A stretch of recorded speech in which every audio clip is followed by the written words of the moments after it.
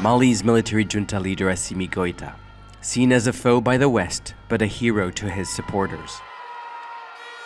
In what seems to be a political campaign, Goita is calling on people to vote yes in a referendum to change the constitution. He says it will bring peace to Mali.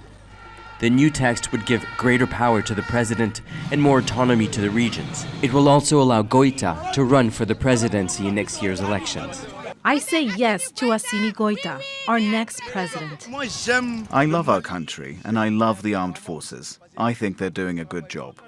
We want a new constitution for young people in Mali. It will bring peace, prosperity and stability. But those calling for a no referendum say the secular text insults the Muslim-majority country.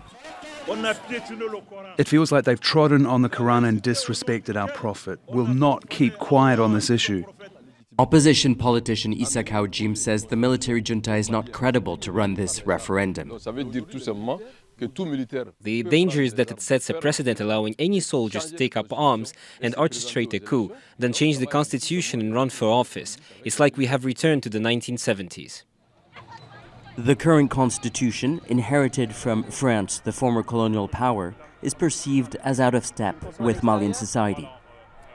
Look at those that have come out to campaign for this referendum. Most are young women and men, first-time voters. It is, for them, more than a referendum, an opportunity to have their say over the country's future. But away from the capital, Bamako, in the regions, many Malians will not be able to take part in the vote. The military has lost control of large parts of the country to armed groups linked to Al-Qaeda and ISIL. It blames the UN mission and wants peacekeepers out of the country. But the UN is also supporting this referendum, delivering ballot papers to remote areas, with Malians finally having a say on how they want to be governed, paving the way for a return to democracy.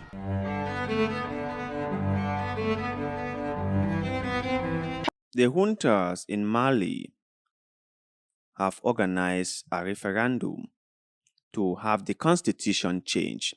And according to them, the constitutional change is necessary because the present one is not inclusive enough and doesn't really cater for the needs of all Malians. I think having a constitutional change is not necessarily a bad thing. What might be bad or good might be the content of the constitution. And if there's one thing very, very common in Africa is that leaders come in, they occupy office of power, and then they became addicted to those powers and they start changing things in their favor. It's not a new thing in Africa. It's something that we, the Africans, have seen countless times. And when things like this happen, we are not surprised because we already know it's like the rule of the day. Everyone kind of like does that. The same thing Mali is trying to do, or at least the military juntas in Mali are trying to do. And the most funniest thing about all this is that the current president, the military leader, Assimi Goita, also might run because as per the new constitution, there is a clause that allows them to give up their military position, become civilian, and run in the presidential election. So you see, it's like African politics 1.0. They stage a coup. They overthrown the government. They took over the presidency. They occupy it for a period of time. They changed the constitution. And then they run as civilian and became politicians. And then they stayed there forever and became dictators and tyranns.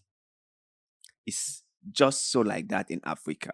We have seen that like countless times in Africa, and we are not even shocked anymore. Like if you told any Africa about this, they'll be like, yeah, it's a playbook in Africa. We are not surprised. We are not surprised at all. You know, when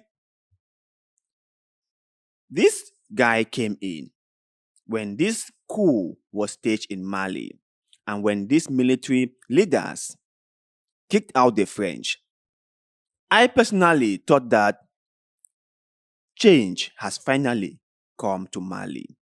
I thought that this guy, this military junta, was going to bring peace to Mali, was going to save Mali from itself, was going to unite the country as one, was going to make sure that local Malians can eat, can shelter themselves, can have basic things.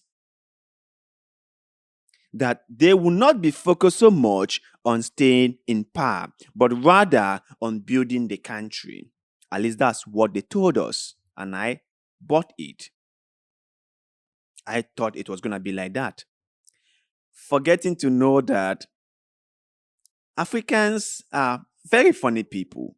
So funny, because when they come in, you give them the benefit of the doubt, thinking that they might be different from the others. But then again, when they show you their true colors, you come to realize that they are all just the same. Like, it's the same. They've not changed. They don't plan to change. And it's like nothing would ever change. They are all just the same. It's really, really a funny thing. It's really funny. So, questions to be answered. The military junta or the military junta promised to bring back peace to Mali. Have they done that? Local Malians, please respond to these questions. Okay, educate me. I might be wrong. I might have gotten all this wrong. What has the military junta done since they staged the coup and kicked out the legitimate president or the elected leadership of Mali? What have they done to bring back peace and security, not just in the capital, Bamako, but to the whole of the country?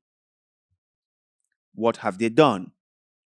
Secondly, all those fractional infighting or all those major fractions that are fighting each other in the north of Mali, has the military junta been able to bring them to book or to unite them? And thirdly, this referendum that the military junta is organizing, does it serve the people more or does it serve the military juntas?